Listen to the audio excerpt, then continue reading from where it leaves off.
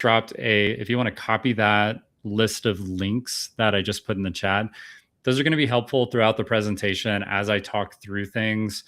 Some of them will just be at the end, especially the NerdWallet calculator I'll use in the middle of the presentation. So you don't need to know what they are right now. You don't even need to open them right now. But it'll save you later in the chat going, hey, can I get a link to that? Or what's the link to that particular resource? And so I think that'll be helpful. So with that, let me see if I can present. Let me see. Oh, share screen. I bet that's it.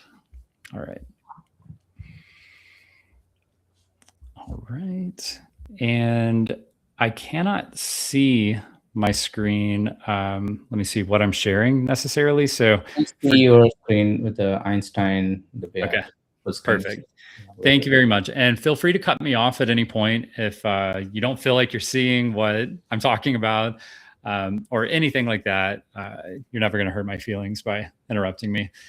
All right. So I don't know how many of you know what financial independence is, but we're going to learn about it today. And this presentation, I name it the shockingly simple path to early retirement with a career in Salesforce.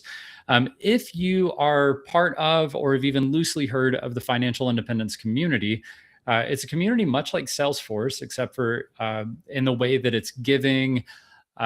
People will take time out of their day, no strings attached, to help you. But instead of Salesforce, it's all about personal finances. And just about everything, very similar to Salesforce, most everything is free. There's podcasts, there's tools, there's communities, and they're pretty much all free because the whole point of the financial independence community is being more thoughtful with our money and how we align our money with our values in life.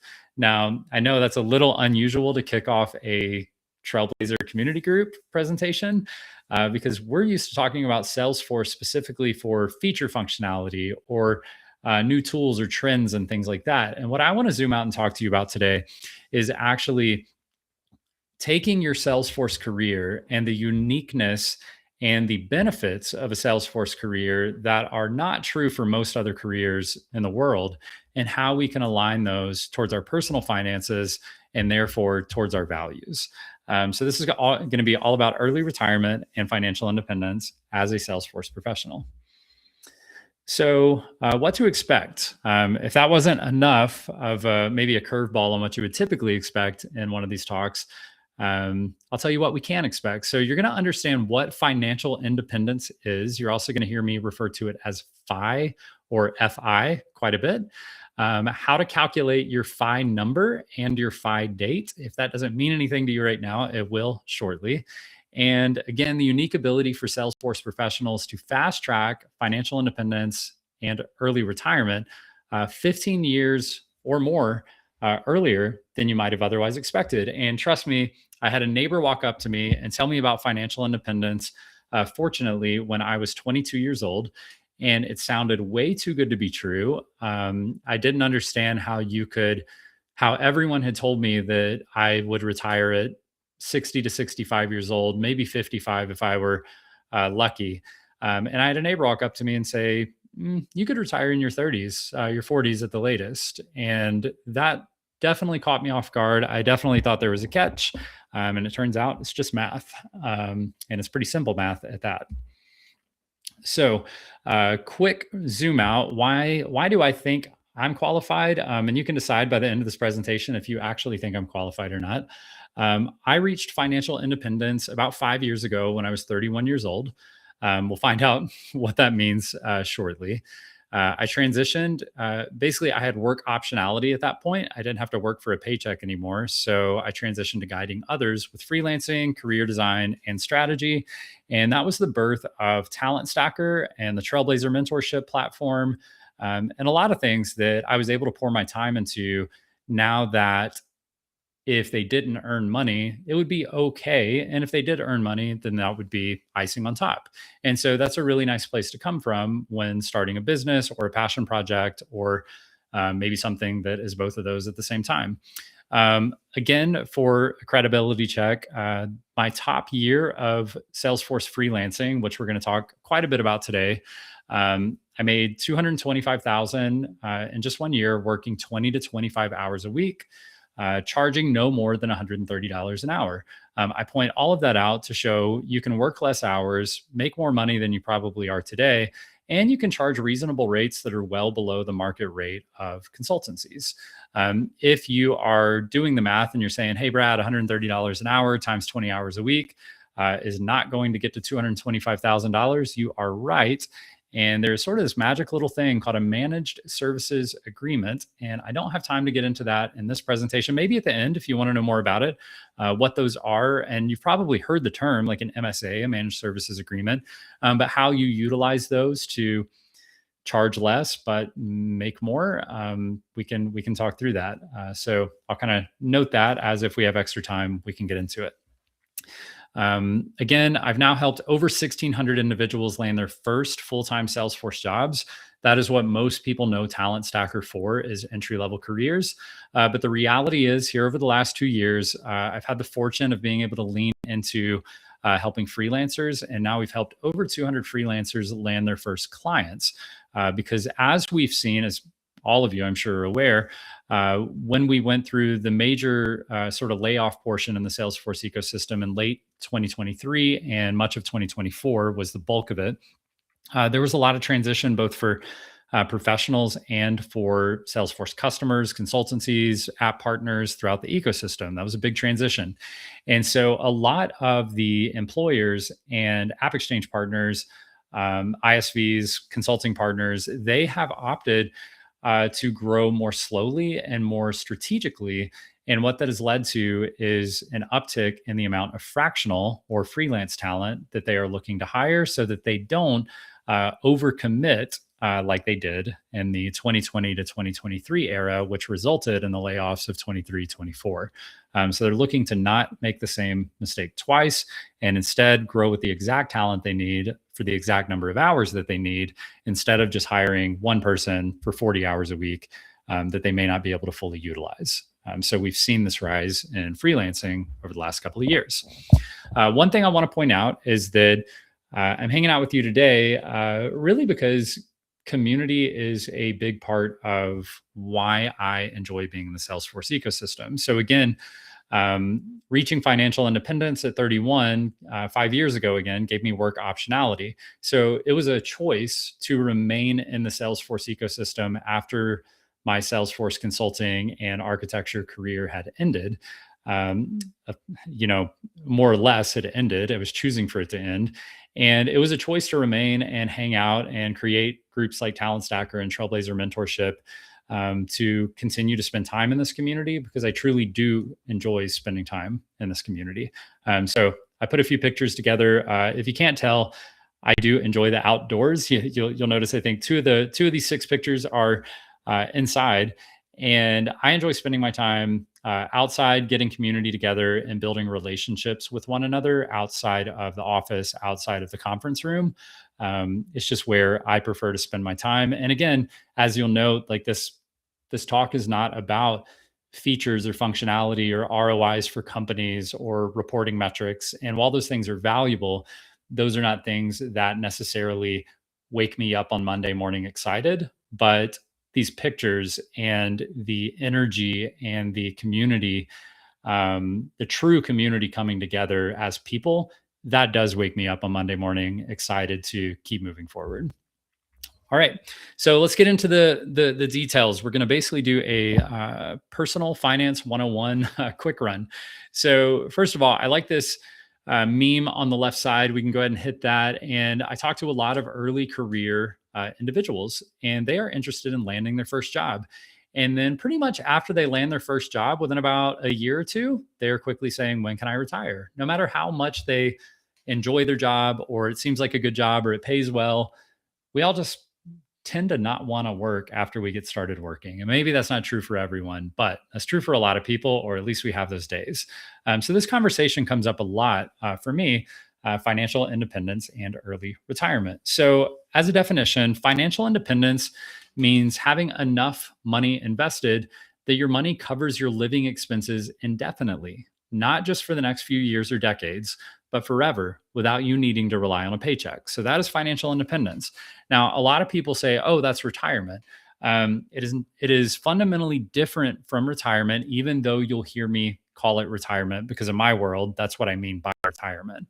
Um, Retirement fundamentally is saving up enough money that you can then stop working because you have enough that will last you the rest of your life. So typically speaking, in typical retirement, people are looking to save enough money so that they can then spend that money and end up with basically nothing when they die, because that's why they save for retirement, right? And they may have a little something left over to give away to charity or to give away to their offspring, or whatever they would like to do.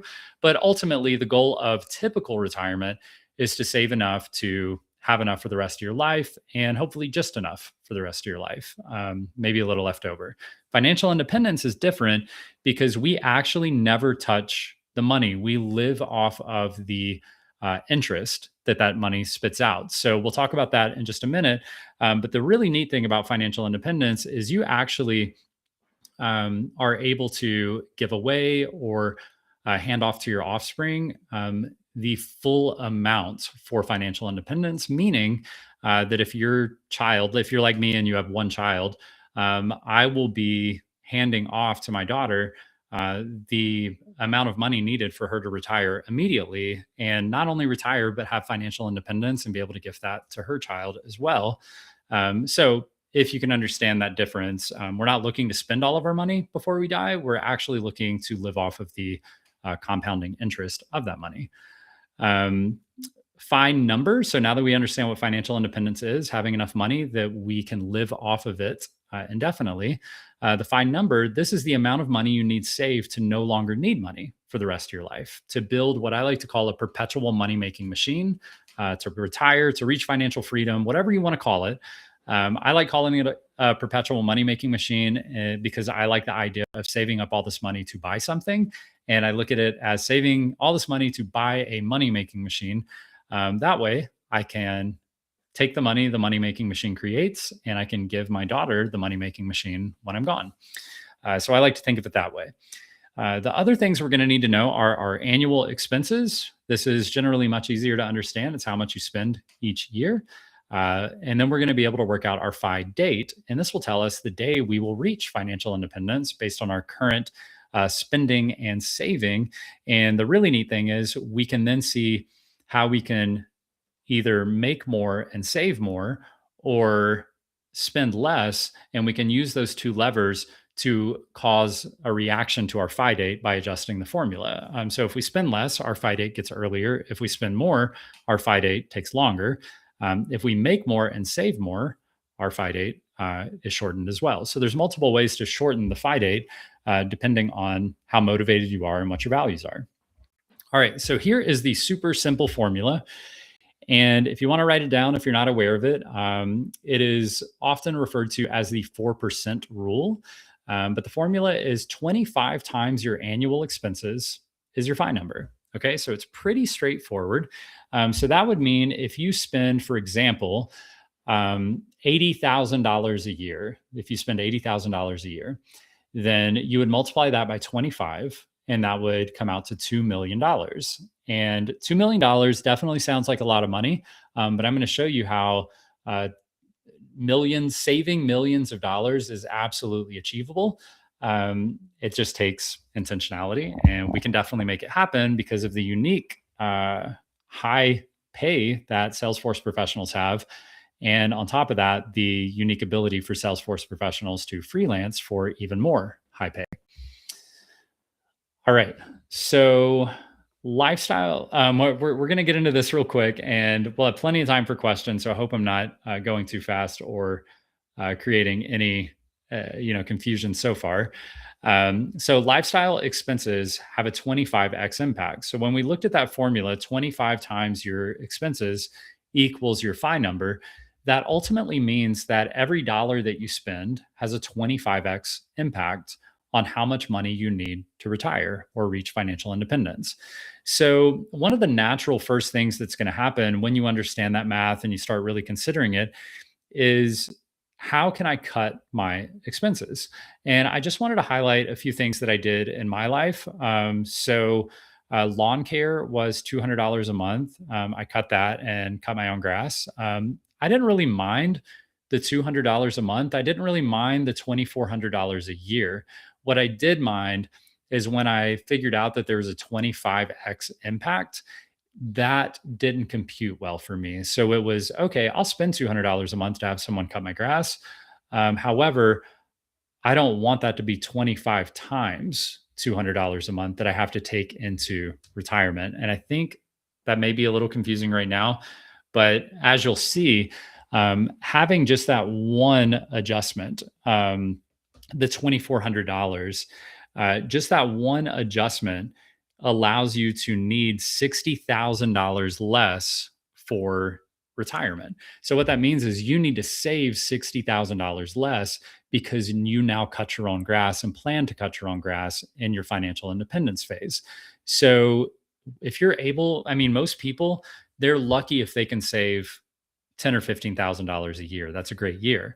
So you can imagine that if you need to save an additional $60,000 so that you can pay someone to cut your grass for the rest of your, inevitability or indefiniteness, then you would need to work an extra 4 to 6 years saving ten to $15,000 a year in order to afford that one luxury, right? So that was the math for me that didn't compute. I was like, I am not working another 4 to 6 years because I want someone to cut my grass. I'll take care of that. I can cut my grass if it means I get to retire 5 years earlier, right?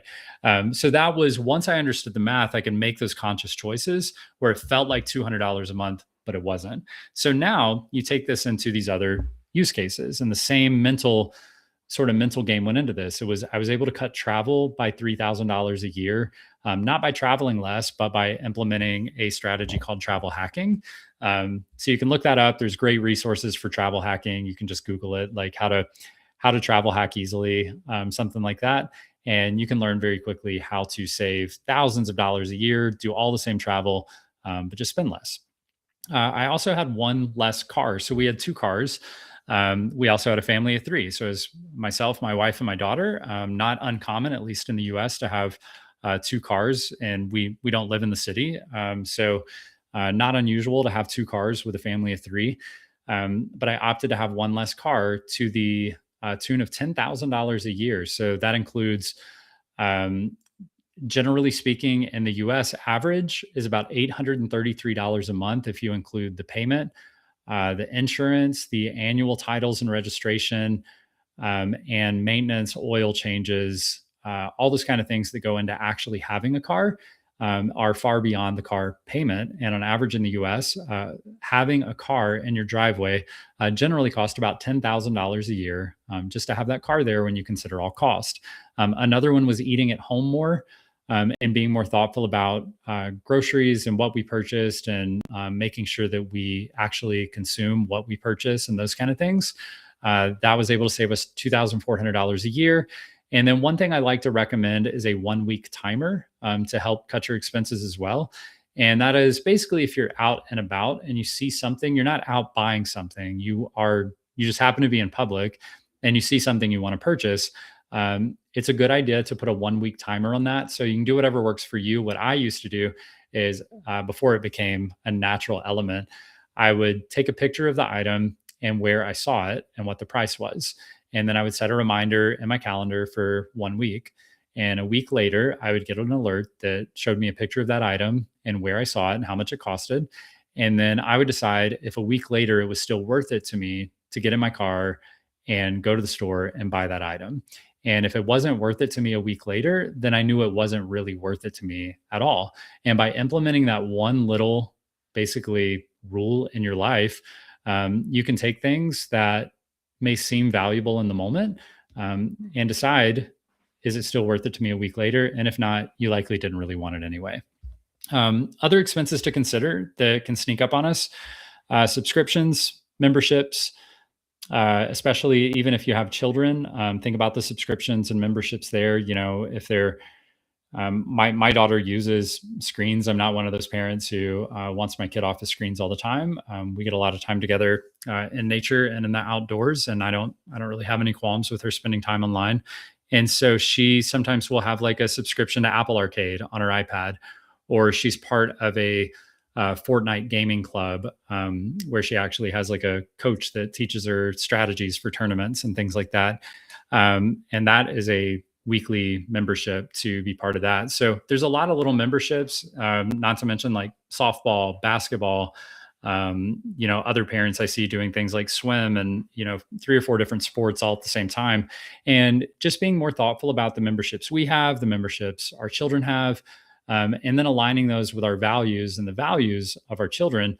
Maybe asking them, hey, if there was, are you happy with all the things that we're subscribed to? And is there anything you would cut if you're not using it? And I can have that conversation with my daughter, and she's really transparent with me about like, hey, I don't think I'll be using that. Or can I get it later if I cancel it? And it's like, yeah, of course you can. And it's like, okay, well, I don't need it right now then. And just opening that conversation and being more thoughtful about it. A lot of people ask, well, how can I even figure out how much I am spending? A lot of times we think we know how much we're spending, but as adults, we focus more on how much we're making, trying to earn money. And a lot of times it can just be like, hey, why would I focus on my expenses if I can just work a few more hours and try to earn a little more money? Then I don't have to think about it so much. So we kind of forget how to keep up with our expenses, especially like if we're in the grind of life and money's tight, we'll be more aware. But when life gets good and we have more flexibility and we have big expenses like cars and houses and children and food and travel and all these things, it can seem menial to think about a subscription to a gym or whatever else. But I would encourage you, now that you fully understand that there's a 25x multiplier to all of this cost, be thoughtful about them. The app that I use to bring all of this together, it's a free app. It's called Empower, Empower. It's called Empower. And basically, I just link up my credit cards and my bank statements, and then it helps me to organize all of those expenses. And then I know exactly how much I spend in each category of my life. And I try not to look at it month by month. I try to look at it more quarter by quarter or even year by year, because sometimes there will be a big expense in a month, and that's not reflective of my spending on average or as a median. It's just reflective of a big expense that month. So I prefer to look at it over 3, 6, 9, 12 months and understand how much am I really spending on average, and then deciding if I'm happy with that. And if I'm happy with it, then there's no expenses to be cut if you're truly happy with where you're spending your money. But if you look at any of those expenses and go, I had no idea food was that much. I had no idea travel was that much. I had no idea the car was costing us that much, whatever it is, then you can make intentional choices around those. So the number in the top right, it shows you with those 4 choices: lawn care, travel, and one less car, eating at home. That was $17,800 a year in total spend. And again, for some people, you may go, yeah, I get all 4 of those things for $17,800 a year. That's worth it. But the kicker is that's going to be 445,000 additional dollars needed to carry those expenses into your financial independence or retirement side of life after work. And often saving an additional $445,000 can take 15 to 20 additional years of work to save that much money. So to me, again, when I'm computing that, I'm going, if I can only save, for example, $15,000 a year, if that's what I'm able to save. And so doing the quick math on my phone, that would be 29 years at $15,000 a year to save that amount of money. So when I go, can I go without a car? Can I travel more strategically? Can I eat at home more? And can I cut my own grass to shave 20 plus years off of my retirement? Absolutely. I will happily do that. And I want to point out, it's not about deprivation. It's about cutting expenses, not in a way that tortures you and your family. It's just about aligning your money to your values, because you're buying back your time. So if you say, I love to travel, I love to spend time with my family, I love to, maybe just decompress and watch Netflix or go on a hike or whatever it is, and I would spend more time doing those much, then that's your cue. That's your cue that to say, okay, maybe I can be more thoughtful with my expenses so I don't have to work as long or as much. And I can create a life that I actually enjoy because I have this unique Salesforce skill. All right. So I know I'm going hard on the finance side, but I want to point this out because to me, it's mind blowing. I think it might be eye opening for you, but it changed my life. I mean, I never would have reached financial independence at 31 if I had just followed the standard narrative with how we earn money, how we spend money, how we think about money in North America, especially. So let's single on that one expense, the car, because I think it's fun. So that extra car, 833 a month with insurance and maintenance and other expenses, $10,000 a year.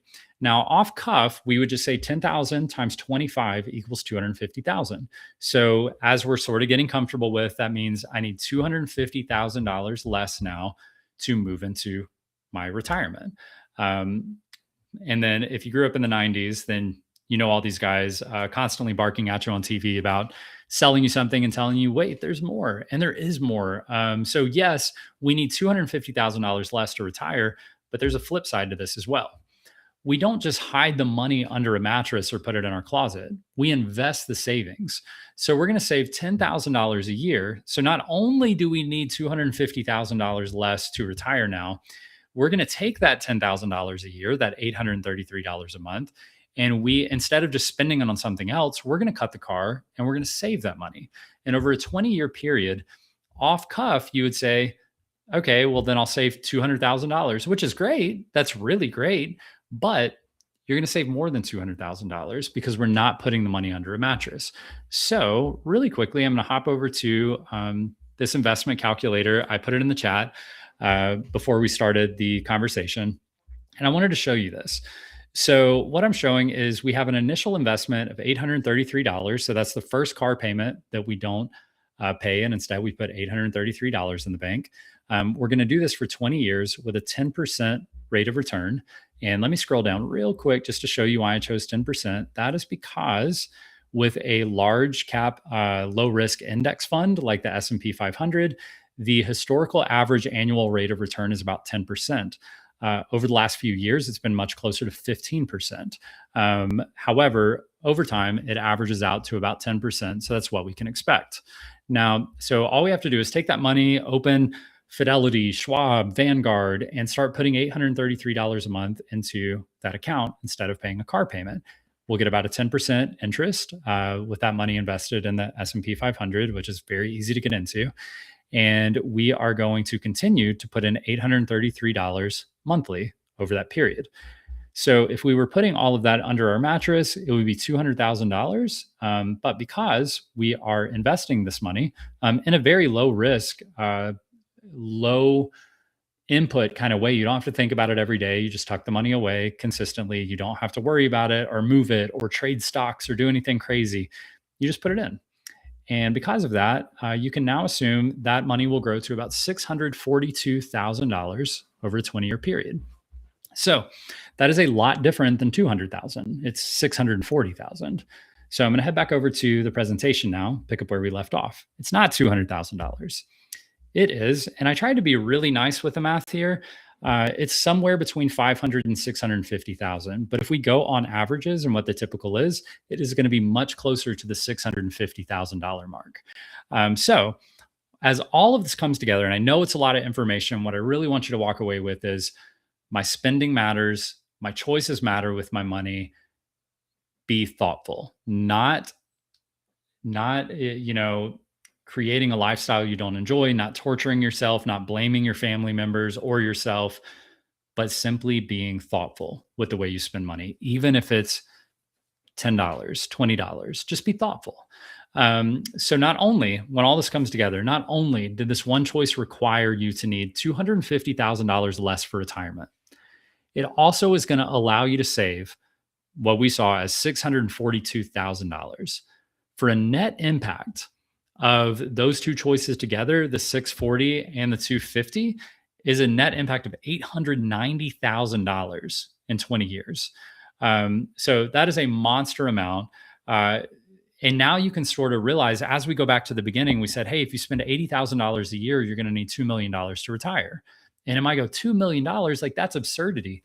But then we find out one car can save you $900,000. Right? So one choice, one big choice, one intentional choice in your life can get you halfway there And that's without even making any more money. All right. So let's look at realistic expenses in the United States. So the US national household average income is US national household average expenses are $78,000 a year. And that is not per capita, not per person. That is a national household average. So keep that in mind. So for the average household, they would need 25 times 78,000 or $1.95 million to reach financial independence. Again, that might feel like a big number, but once we understand how savings and compounding and everything we just talked about work together, you start to see that FI is simply about consistency. And we're about to find out it can be influenced largely by income growth. So this is Casey Molina. She's comfortable with me sharing this. She is an individual that I helped her break into an entry level career. I guess that was about 4 or 5 years ago now. And she's advanced herself and now she is freelancing. So she said, I went from working full time as a Salesforce professional, making 130,000 to working 20 to 30 hours a week, making the same. I could definitely retire early, but right now I'm enjoying the balance. I'm moving to Japan, opening a bed and breakfast. I have location freedom, I have financial freedom, and I'm on track to retire in my 30s if I choose to. And what I've noticed, and the reason I brought this quote in, is number one, to show you these are real people. It's not just me. There's a whole community, again, the FI community. There's a ton of people who are on board with this, and there's a ton of people in the Salesforce ecosystem who are aware of this. The reason I wanted to highlight Casey is because what I found is most people who realize they're on track to retire early, they become less focused on retiring early. They actually choose, generally speaking, they choose to work usually about 15 to 25 hours a week, and they continue working as a freelancer and making good money. But they choose to go ahead and execute on their lifestyle now instead of waiting until they're 60. They choose to, maybe she could retire in her 30s, but she's going to choose to work in her 30s, 15 to 25 hours a week, because for me and for others I've spoken to, it's actually, really nice to have something productive to do that makes money, that challenges your brain, and gives you those goals and involvement with other people that I think a lot of humans seek. And if you don't have to. But I do find generally that people end up working part-time and really enjoying their lives to a larger degree than they have in the past. All right. So now let's look at realistic income and savings. So the average income for a Salesforce professional in North America is $110,000 a year. So if we assume that we're going to make 110, we're going to pay 21,000 in taxes, which is the average across the US for that amount of income. And then we're going to have an additional household income of $78,000 in expenses, then we would be at $11,000 in savings. So quick screenshot so we don't have to pull up another calculator. If we need $1.95 million like this typical household would, and we make 110,000 and we save 11,000, we would retire in about 38 years. And that's not uncommon for most people. That is actually what is pretty much prescribed in the US economy.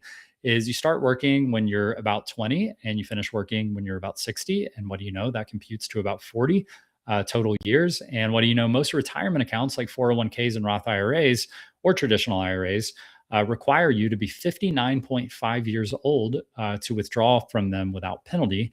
So that math makes perfect sense for the way the US economy was designed. And I don't say the way that it works or the way that we work.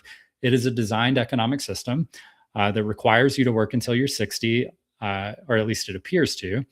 And the way that you earn and save money and the expenses generally require you to work about 40 years. And that all works out perfectly for the math of the way the economy is designed.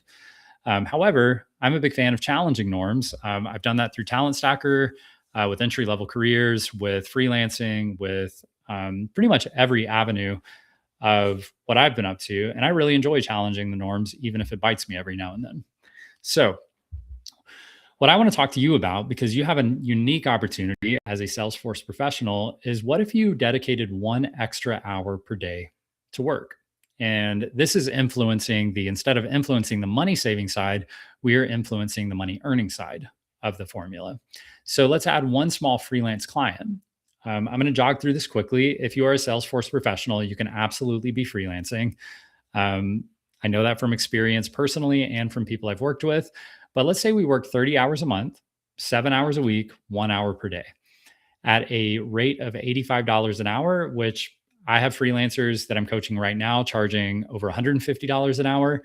I have others that are charging $50 an hour. It just depends on, there's a lot of nuance about your rates, what you charge, how much you can make. But $85 an hour is a very reasonable amount. And I purposely use that number so that we could keep this achievable, because $85 an hour is that's an immediate rate that most professionals could be charging.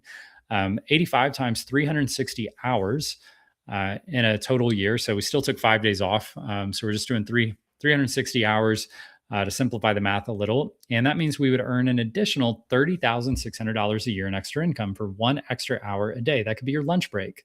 That could be waking up an hour early or working an extra hour in the evening. Whatever it is, or it could be working, 1 extra day, like 7 hours on a Saturday, whatever it takes, right? You can find that 1 extra hour. Most of us use an extra hour a day on sites like Trailhead or the next certification or whatever else. So what if you traded that time and said, I'm going to work a freelance client instead? So this assumes, again, that we use no tax strategy. We're not taking any deductions. We're not sheltering this income at all. We are going to earn $23,000 after taxes. So how many years until we hit our fine numbers? So we know we were just at 38.37 years. What if we could freelance for 1 hour a day for a lower end $85 an hour? What difference would that make between retiring in 38 years or retiring in 22.9 years, so 23 years? So this one move, even if we left our expenses the same, this one client at a lower rate would actually shave 15 years off of your expected retirement date. Again, looking at the calculator, we're now saving, instead of 11,000, we're saving 34,000 with the added income, and all the added income is pure savings. And now we are going to be able to retire in 22.95 years. So it can have a massive impact. Now, if you can combine a big expense cut with one freelance client, you could be saving you could be cutting more than 15. You could be cutting 20 to 25 years off of your expected retirement very quickly. So let's see. Let me back up. Key considerations. You can add more clients or hours and you can retire even earlier. It is not uncommon for people to work, a 40-hour job and then work a part-time job on the side. It's not uncommon for people to work 2 full-time jobs. Now, do you want to be doing that? That's up to you. But the point is, you can work more hours and you can have more clients. You can also charge more. So usually, even if you started at 85, after 2 or 3 years, you would very likely be at over $100 an hour, even with the same clients, and the numbers are going to get even better. If you're not interested in retirement, then call it work optional. Call it do whatever you want time. You can volunteer, you can work for less money, you can travel, you can get involved tighter in the communities that you want to be involved with. You can do whatever you want.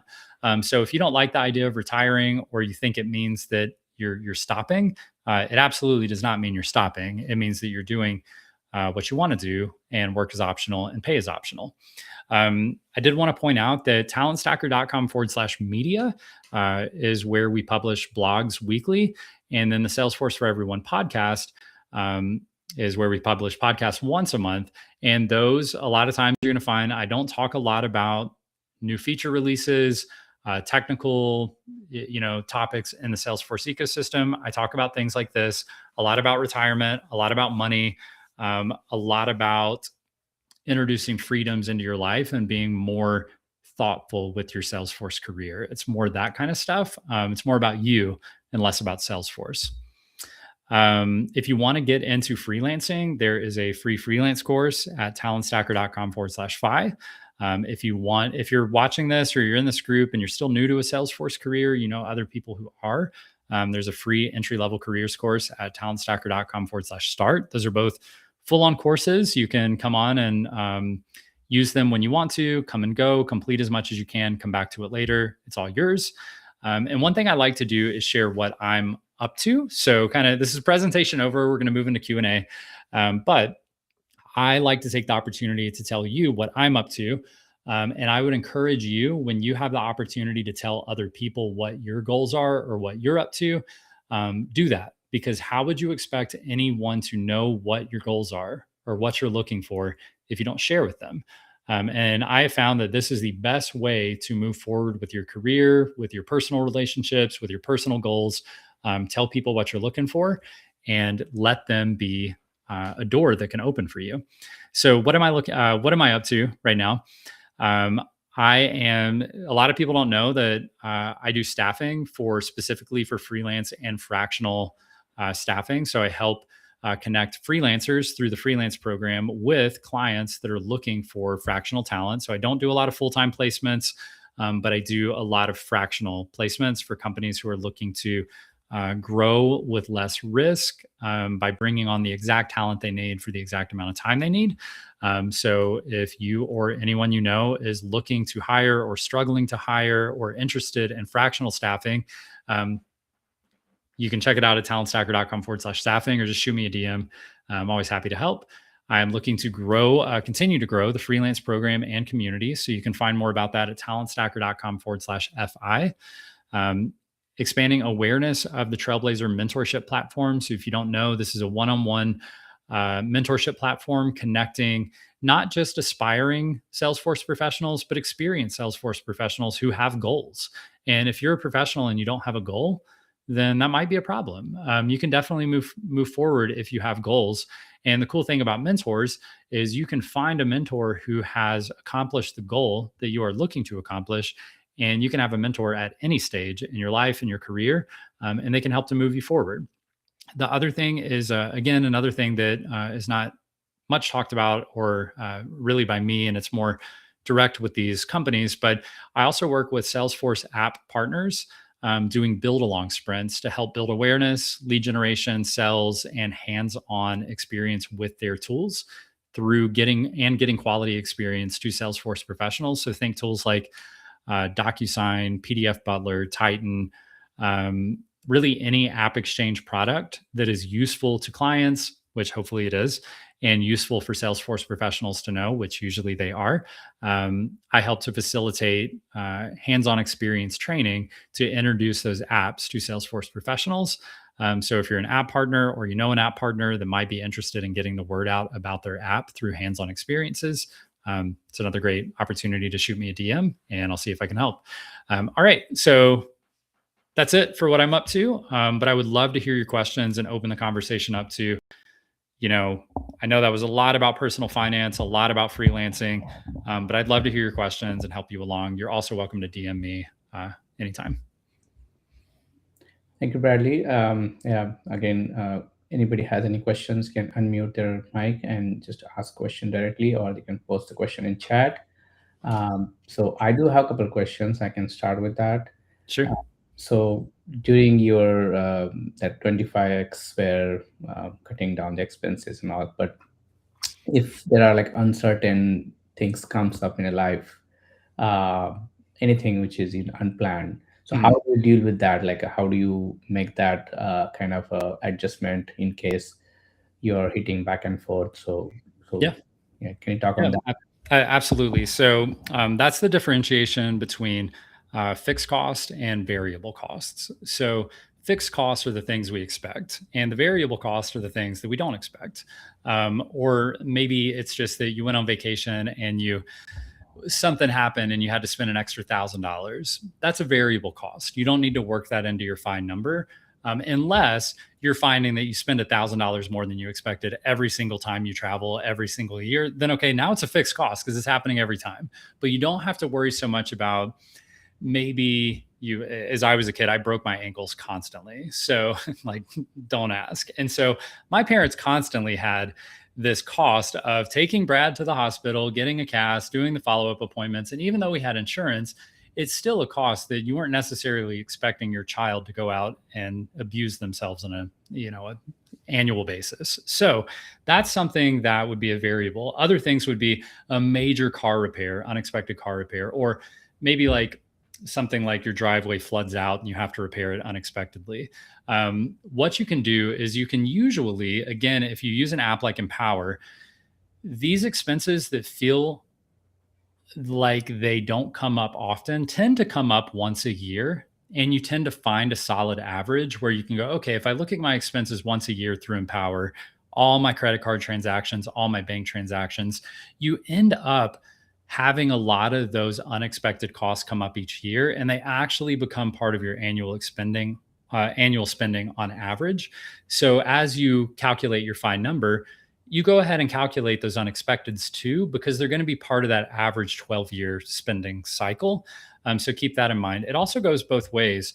A lot of times, as we're in what I call the aggregation phase, where we're earning money before financial independence, we might have the expense of children.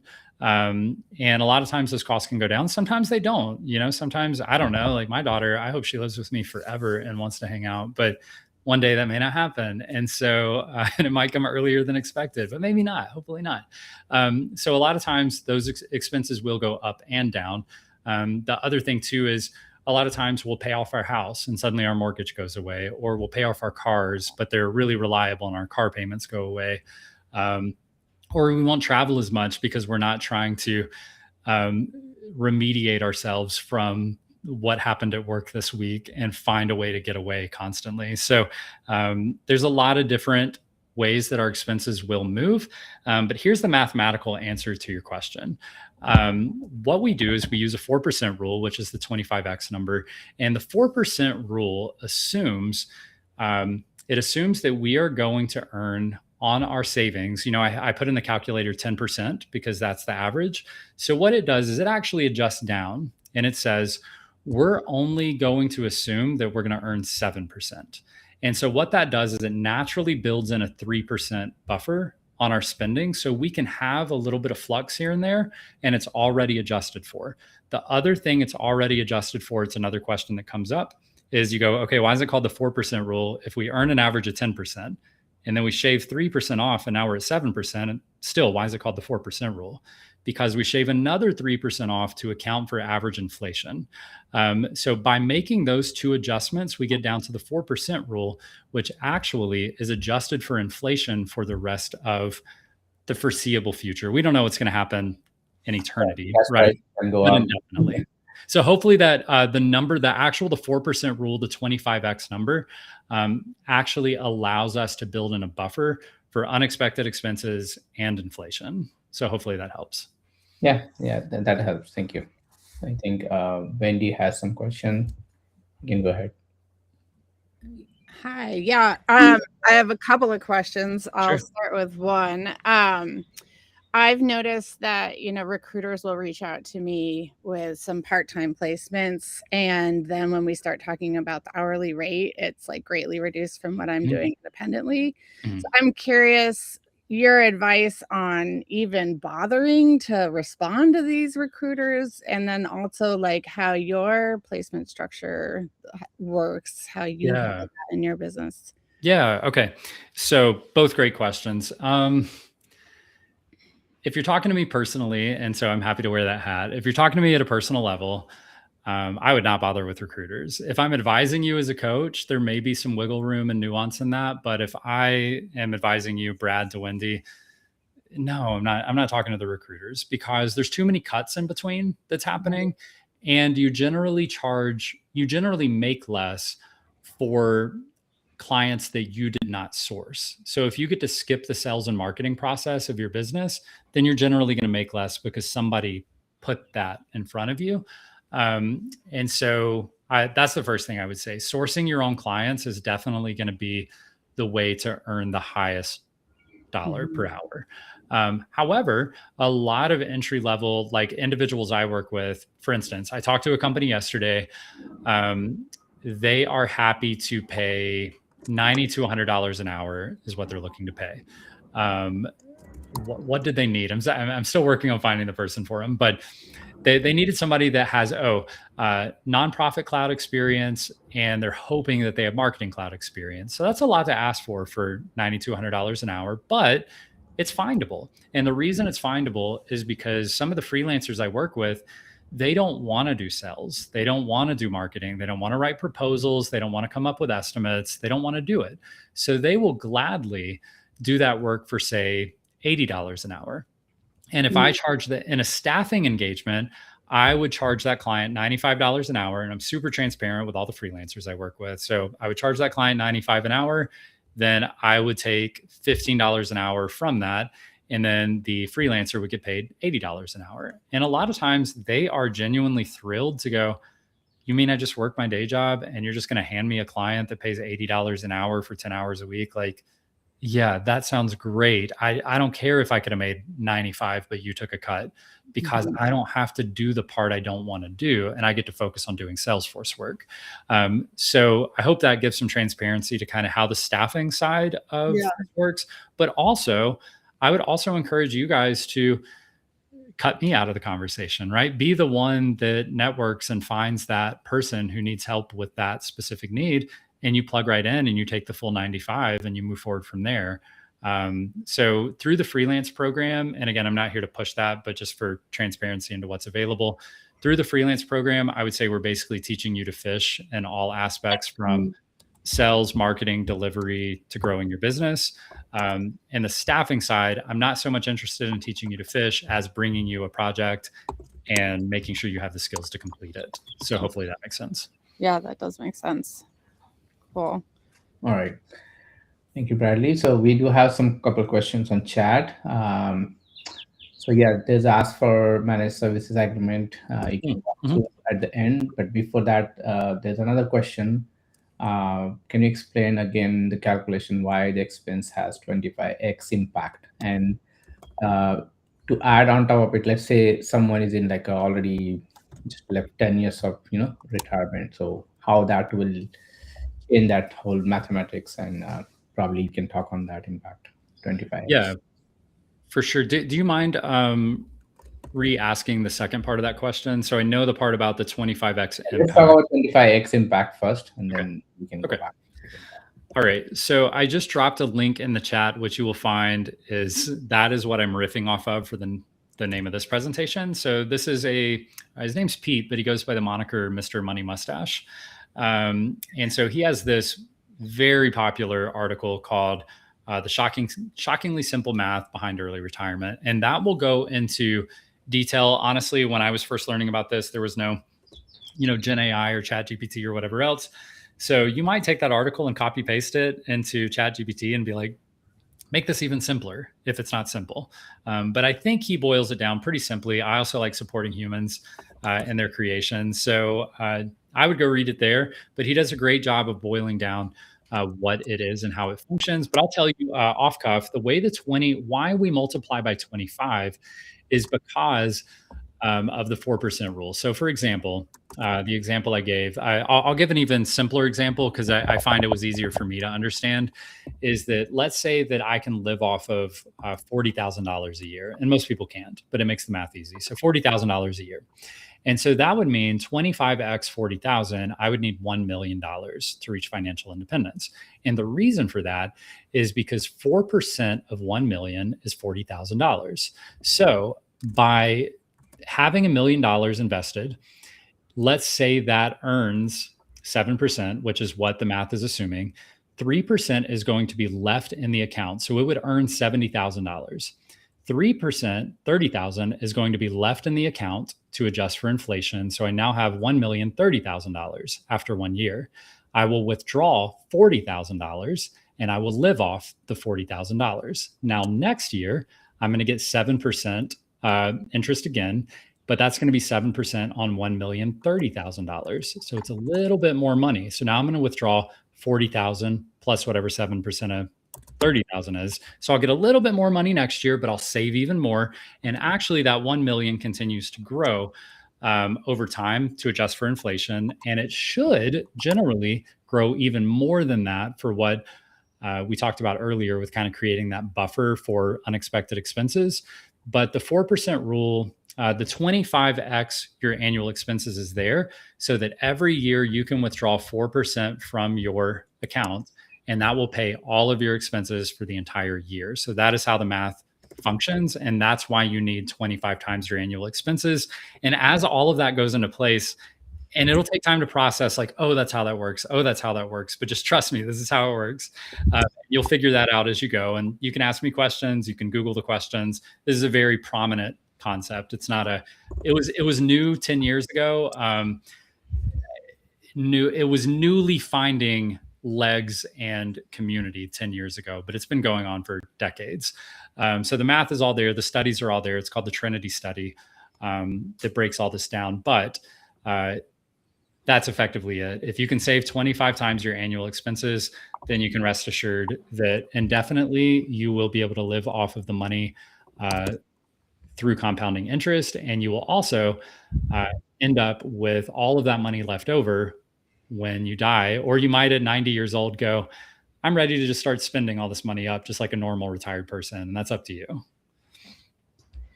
Okay, great.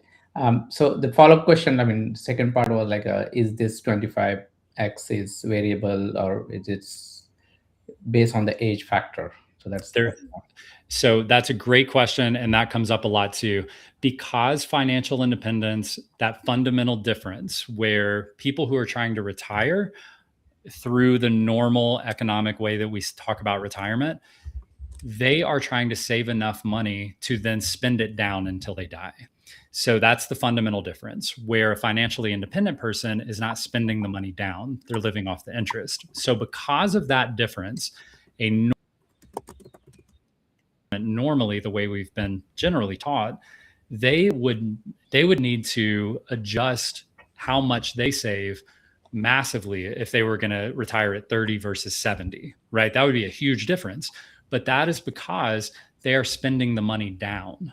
Now, in financial independence, you are not spending the money down. So it doesn't matter if you're 5 years old or you're 55 years old. You need the exact same amount in order. It just, all that matters is your expenses and 25xing it. So your age doesn't matter. Now, some people are going to go, they're going to do the math. And especially early on, before you get your expenses and your income in order, you'll do the math to find financial independence is much harder to reach than retirement, to be fair. However, you can absolutely reach it, and it allows you to retire early, which is also nice. But it's generally harder because you're going to have all the money left over after you die, where with typical retirement, the benefit to getting to that even faster is that you could attempt to spend it down. But when you talk about being 40 years old and retiring and the timeline to spending that money down, that makes people really nervous. And they end up waiting and waiting and waiting and waiting, and another year. We call it one more year syndrome. And so you just work another year because there's fear that what if I run out? But by reaching 25x your annual expenses, you can rest assured you're not going to run out. And that's great. Thank you. Mm-hmm. Okay. Okay. So there's a couple more questions from Wendy. So the one is, what would you say are the hourly rates range based on year of experience? What are the factors you find influence rate? Great question. So I'll start with that one. And I see the chat, so I can grab these next couple also. So hourly rate is not generally based on experience or certifications or anything in between. It is actually based on your fit, is what I usually find, because you could have a client that needs a Salesforce administrator that's good with flows, but you're a technical architect. The fact that you're a technical architect does not influence the rate of a Salesforce admin that has experience with flows, right? It doesn't matter. The client is only going to pay market rate for a Salesforce admin who's good with flows. Maybe they'll pay a little more because you understand best practice, documentation, architecture of their entire org, whatever it is, but it's going to be within a range. So it's actually going to be your best bet as a freelancer is understanding what is your most valuable skill. And people in business would call aligning that skill with your ideal client. So your ideal client is the client that needs your most valuable skill, because that's going to allow you to charge your most valuable rate. However, if you have a client that doesn't need your most valuable skill, then you can't expect to charge at the top of your rate. Now, that's I would say more like scientific definition, even though it's not scientific at all. That's the more like pure definition of what you charge and how you charge. Now, there's some clients who you're going to be able to charge more because they just got done working with Deloitte, getting charged $250 an hour. So they're going to go $180 an hour. It's a bargain, right? So a lot of it is contrast. So a lot of times early in the engagement, you can get a feel for contrast by asking, have you worked with any other partners before? Have you had a Salesforce professional on staff before? You could go to Glassdoor and look up that company and see about what they're paying, especially if you see a Salesforce person in there. You can get a feel for what they expect to pay, which can often influence what they will pay. So if they've worked with a consulting company before, you can pretty well guarantee that if you come to them with something at $100 an hour, 90 to 110, 80 to 120 in those ranges, they're going to say yes, because they're used to seeing 150 plus for anything. So getting context on how your client is going to expect to spend money on Salesforce solutions can definitely be helpful and influence what you're going to propose to them. The opposite is also true. If they've never worked with a partner, if they've always used in-house, if their son-in-law is the Salesforce admin, then that's probably going to give you context for what they think a Salesforce professional is worth. And I would still come in with what you think you're worth based on the fit. However, just expect that clients like that, you may want to get to the money earlier and start talking money earlier, just in case they're like, that's ridiculous. We found somebody on Fiverr for $20. And then, you can just move along because you're never going to charge them $20. So does that help with that question? Okay. Yeah. I think I've also been curious about if there are certain needs that you find people are consistently looking for in terms of skill set and background. It trends. It's always trending.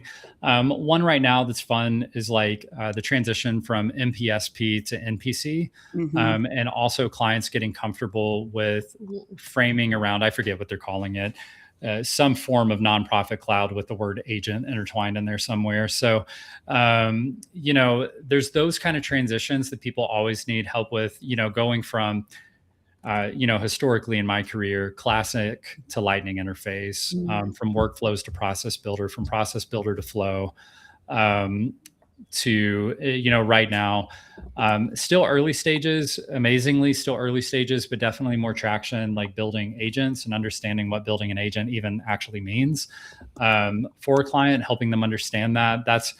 That's a somewhat popular one, but especially when Salesforce does what Salesforce does, and they make these big overarching adjustments to their platform, and that impacts their clients. When you hear employers complaining or you hear uproar, that's generally a great indicator to you that there is a need, that there is confusion, that there is chaos, and you can be the person who plugs in and helps to calm that chaos. And that people pay a lot of money. You don't even need to be technically, that great. If you can be the voice that can help them find the calm, know that everything's good, you're going to be here, you're going to smooth this out for them. And you might do 70% communication and feel good types of work, right. Project management, hearing people, understanding their needs and why they're frustrated, and then 30% actual design and implementation, which can seem odd to a lot of Salesforce professionals, and maybe not even interesting to some Salesforce professionals, but there's a lot of money in, and I say money, but really you can just translate that to there's a lot of need, there's a lot of value in being able to make a storm feel calm and being the answer to that problem, or at least a big part of the answer to that problem. So I would generally say there's trends, and when you hear people getting upset, that means there's opportunity. Okay. Thanks. For sure. Let's see. So next question you had, choosing how to invest in alignment with my values. Use an advisor? No, please don't use an advisor, because advisors charge fees, and I promise it's not that hard. If I was going to advise you anything, there's this book. There's always a book. The author's name is J.L. Collins. It's a very short and simple book.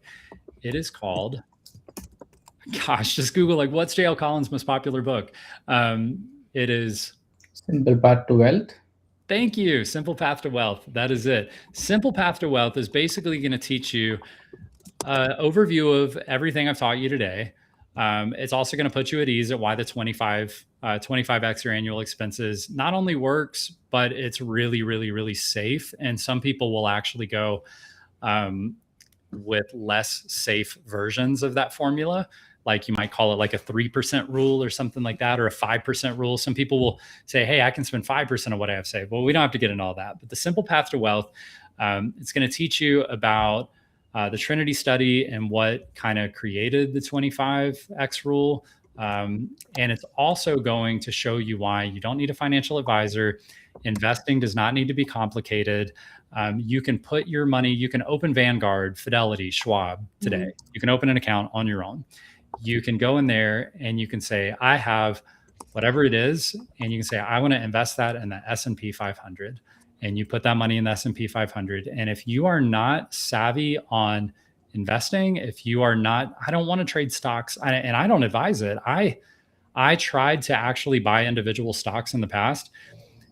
Even if I could make more money, I don't care, because I hate waking up and checking my phone and wondering what went up, what went down, and having that influence my emotions during a day is not, it's not part of my, I don't want it. Like, I don't want that burden on my emotions. So for that reason, personally, all of my money is in the S&P 500. I invest in nothing else because I want it simple. And that is what the Simple Path to Wealth would also recommend, is a low cost index fund, no advisors, no fees, and you're going to reach your financial goals just as quickly and safely through that type of strategy as you would trying to, short stocks and buy options and do this and do that. You don't have to do all that. We have jobs. We're Salesforce professionals. So we don't have to become real estate investors and stockbrokers and everything in between. We can focus on what we know how to do, and we're going to have way more impact on our savings and investing by working one freelance client than we ever would toying around with trying to become savants at investing. So hopefully that makes sense. Assuming mutual funds investment, usually S&P 500. There are other, it's called different things, like at Vanguard, it's called VTSAX. That's their ticker symbol for the specific stock or the specific investment that follows the S&P 500. There are other ones, but go with something really simple. And again, there's a lot of community around this. So like ChooseFI is the community that I enjoy the most. You can find it at choosefi.com. There's ChooseFI Facebook group. There are ChooseFI local groups, just like Trailblazer community groups. There are ChooseFI local groups. They're all free. All the groups are free. The meetups are free. And people, it's not uncommon to do case studies, which if you're in the FI community, you start to get comfortable with the taboo of sharing your personal expenses. And you'll get more comfortable with that. And you'll realize how important it is. Just like sharing how much you make with a coworker is frowned upon. But it's the only way we know if we're getting paid what we're worth. And it's like, even in the Salesforce ecosystem, like salary transparency is only through anonymous surveys.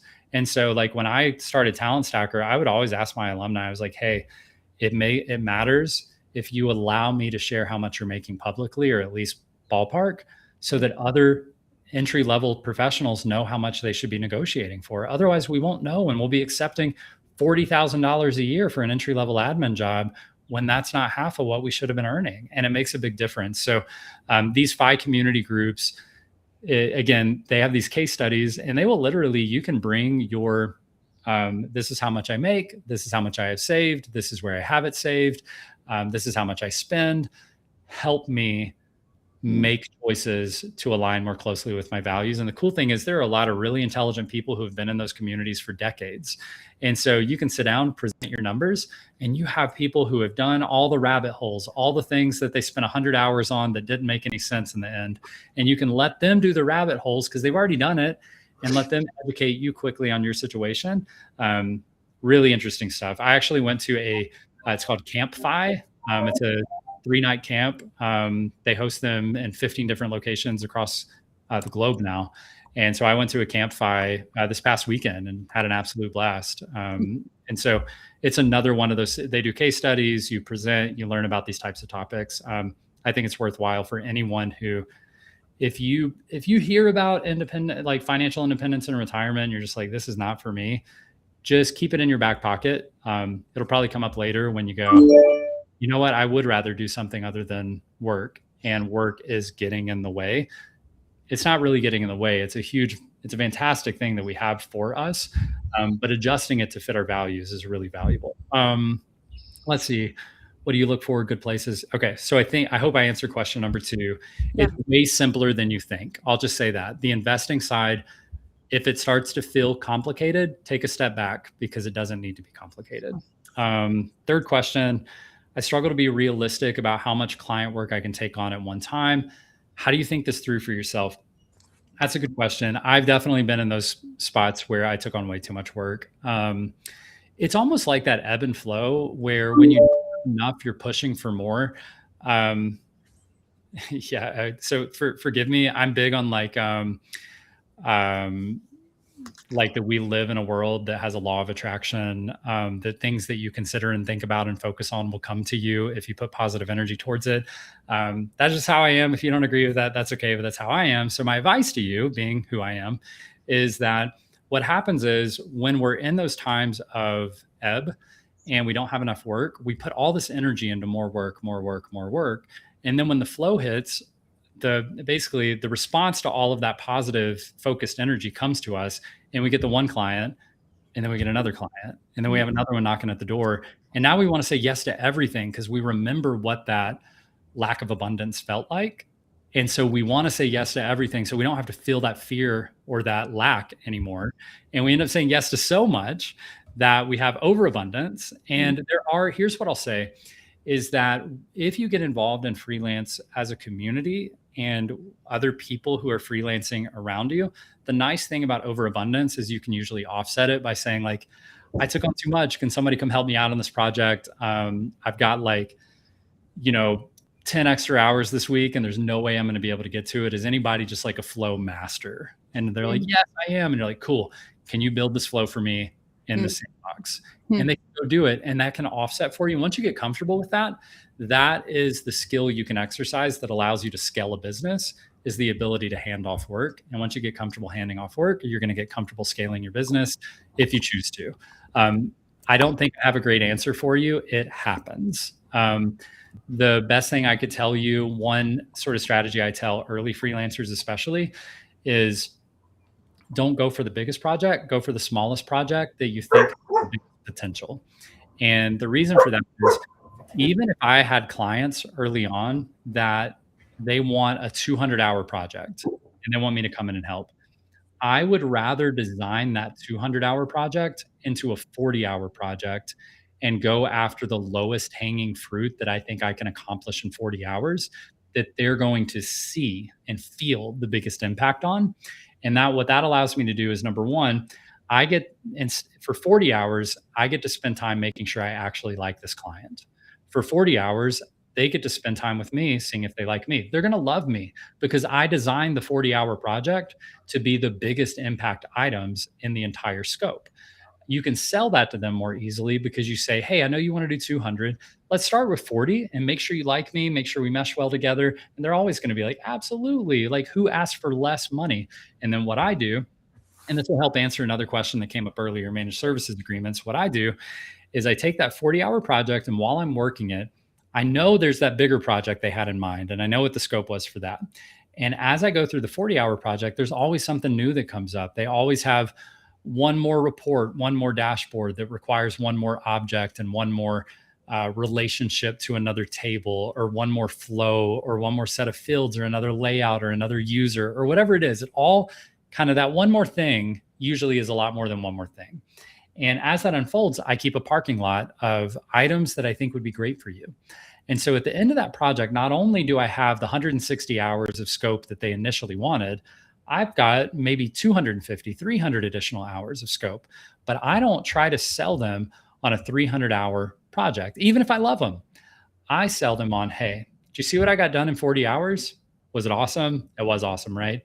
I've got a lot of other work I think we could do. We don't need to rush it. I want to grow with your company and learn your company and be part of your company, not just slap a project on and run away, right? So here's what I'd recommend. Let's do 40 hours a month for a year. Yes, it's more than the 250, 300 hours. It's, whatever that ends up being. It's 480 total hours. Maybe they adjust it down to 30 hours a month, 360 hours. I'm going to keep accomplishing for what I did for you in those 40 hours. Now we're going to have that accomplishment every single month for the rest of the year. Isn't that awesome? And you have somebody to call if you have questions about your licensing, about your data, about paying for a new service that your AE is trying to sell you on. whatever it is, now you have a safeguard. You have me, this experienced person who can help you.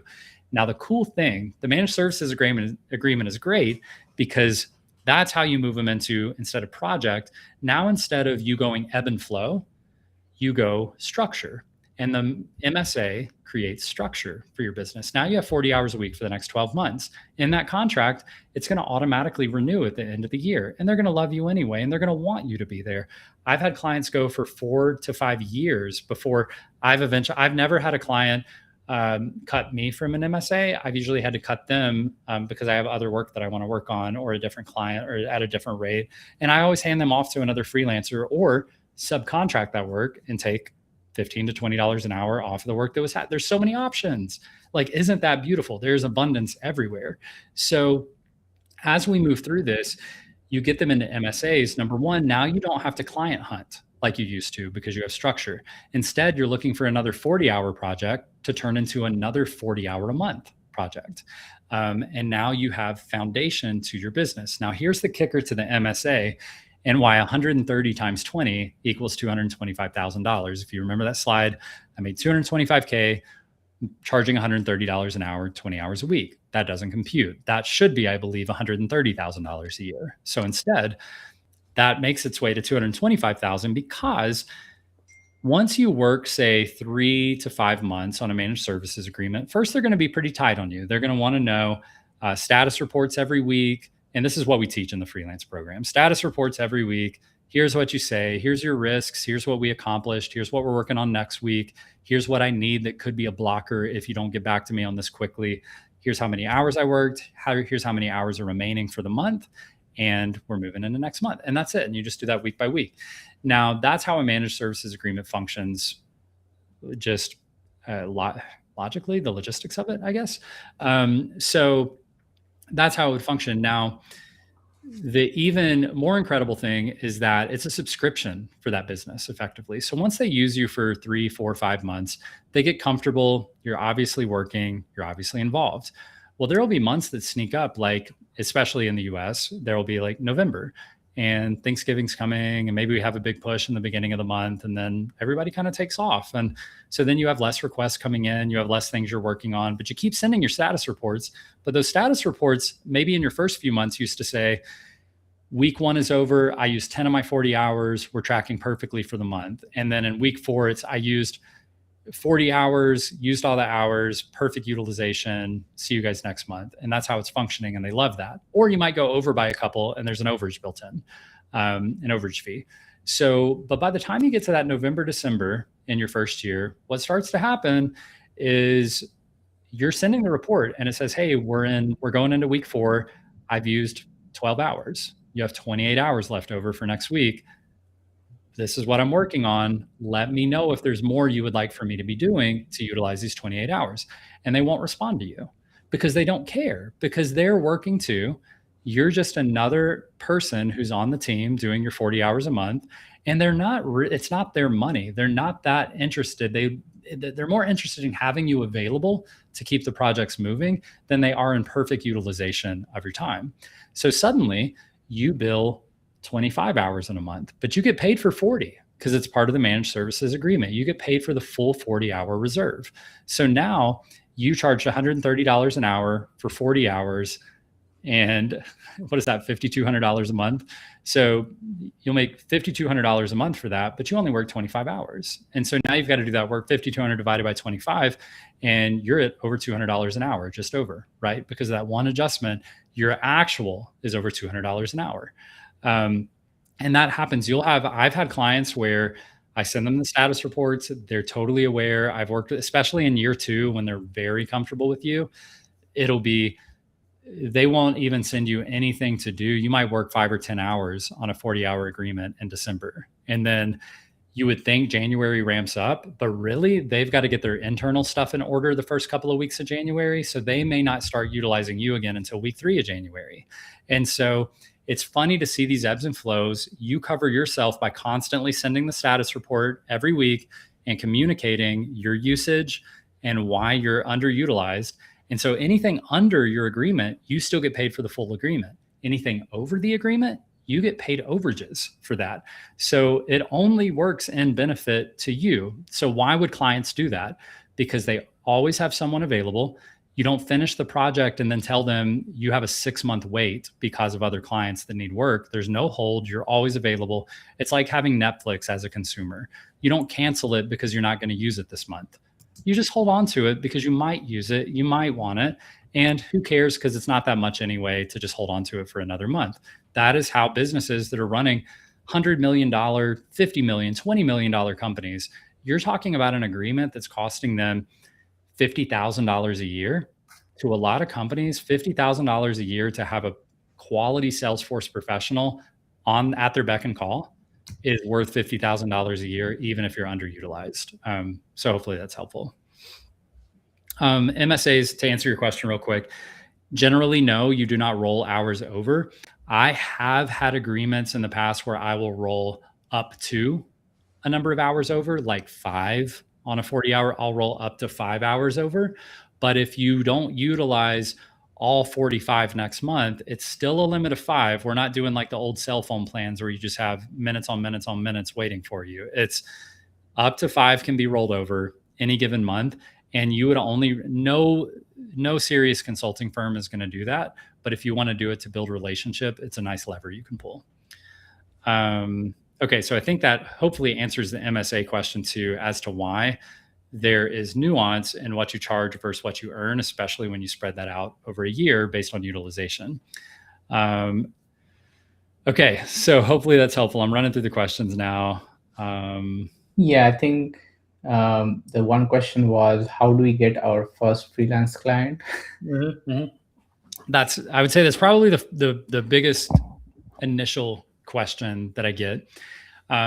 It's funny because the answer is generally the first freelance client you're going to get is probably going to be someone you already know. And it doesn't mean you know them well. It means you knew them and you may have even forgotten you know them, because that's the way life goes. And so what I typically recommend, if you want like a little, I'll tell you, here's the shortcut to where your first client is going to be. They're probably going to be in your phone's contacts, or they're going to be in your LinkedIn DMs already. And some people don't, they have a hard time going like, what? Like, no, that might apply to other people, but it doesn't apply to me, Brad. I'll bet it does. And the reality here is you've got these old DMs. I would say go back in your LinkedIn DMs from the last 24 months, because somebody you met 18 months ago, number one, you forgot about them. But number two, if you already have a door opened with them through a LinkedIn DM, that's helpful.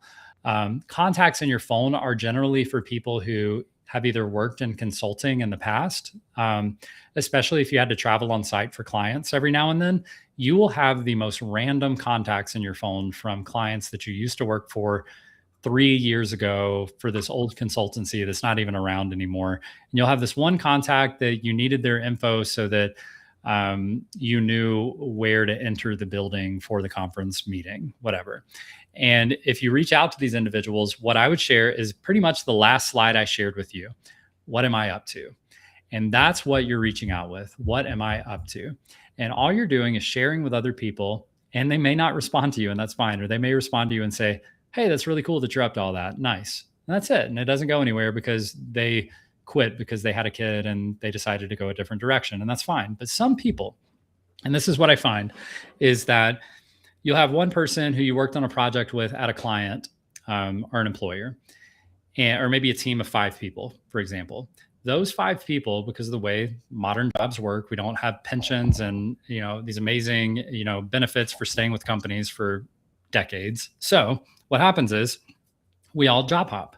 So the reality is, if you worked with a team of 5 people on a Salesforce implementation or enhancement or project of some type, odds are, even if that was a year ago, those 5 people, most of them don't work there anymore. They work somewhere else now. And where do they work? Probably somewhere that uses Salesforce or has project teams or whatever else. They got the new job because of their Salesforce acumen, more than likely.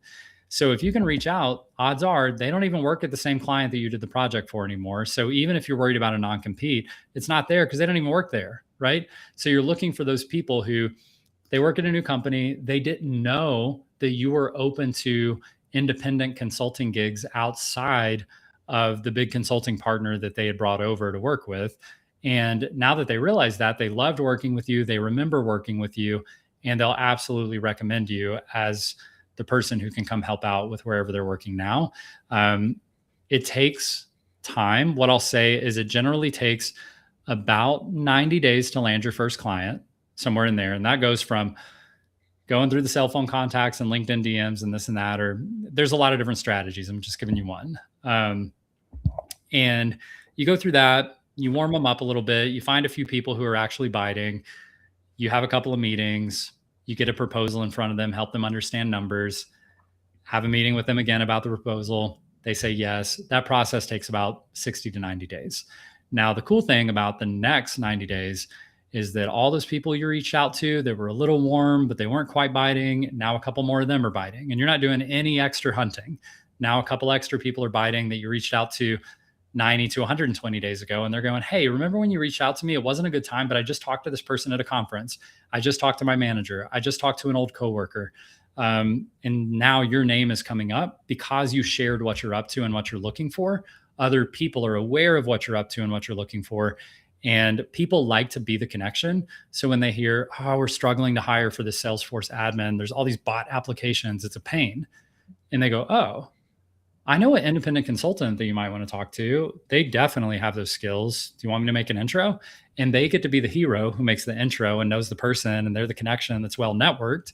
And you get to benefit from that because you did a little networking too. So that is one way. There are a multitude of other ways. One for people who really enjoy volunteering and kind of giving back.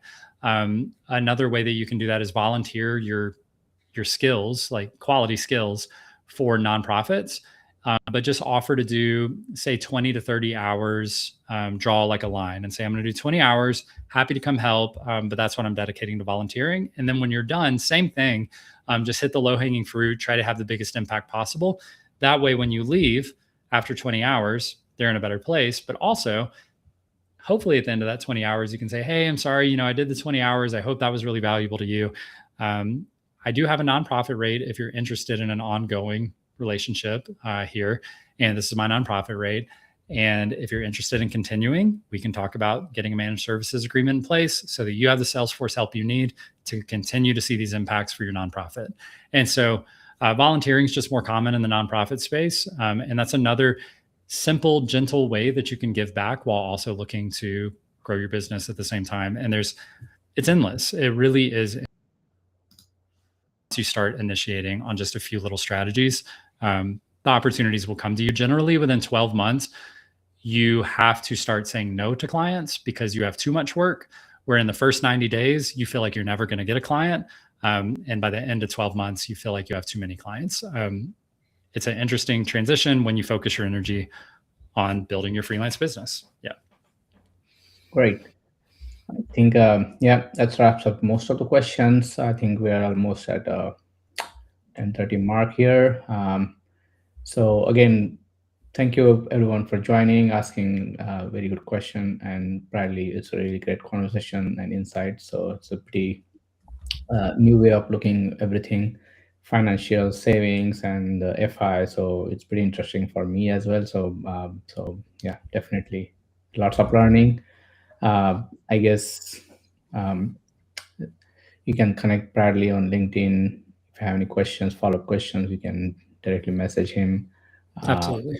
The recording of this session will be available on our YouTube channel very soon. So thank you again, guys. And thank you, Bradley, for spending all your time here. Really, really helpful. Wonderful. All right. Well, thanks everyone. And again, feel free to DM me on LinkedIn. I'm happy to help. And I hope you guys all take off and have an amazing week. Yep. All right. All right. Bye.